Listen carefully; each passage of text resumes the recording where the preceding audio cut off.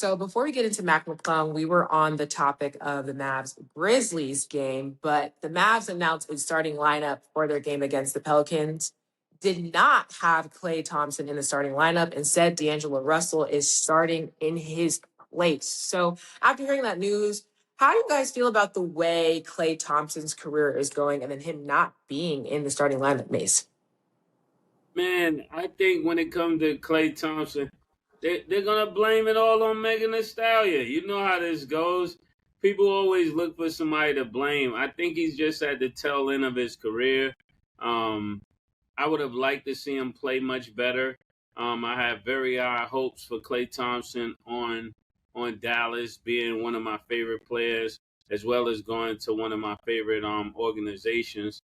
You know, I got a lot of teams that I like, but him being at Dallas, I was expecting him to ball out. I thought, but with Kyrie not there, I could see a lot of reasons why he's not thriving the way he could. But it's no excuse. He's a professional. He's a three-time NBA champion. Might be four. Is it four or three? It, Four. yeah, he's a four-time NBA champion. And somebody like Klay, you just expect to play a little bit better. But I'm not surprised that they benched him because you can't have him out there stinking it up, especially not in a D. And he's walking around with one of the hottest women from the state of Texas. So he just got to play better. But I could definitely see them trying to blame it on Megan Thee Stallion.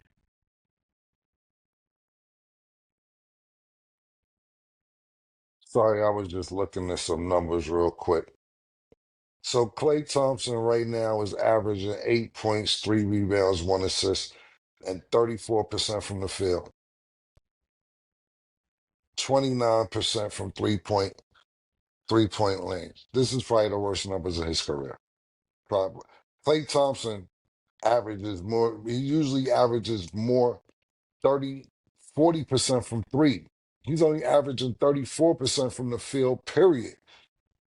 And lower than 30% from three and less than 10 points. He's had to make a decision, man. Like, yo, as a coach, as Jason Kidd is like, yo, bro, this is, and like May said, Father Time catches up to people, some quicker than others. You know what I'm saying? And this is just not really we kind of seen it towards the tail end of Golden State when he wasn't playing good. That's the reason Golden State didn't re-sign him. Last year, we seen some flares of him doing decent with Dallas. But this year, from these numbers, I'm not going to sit and act like I've seen all the Dallas games.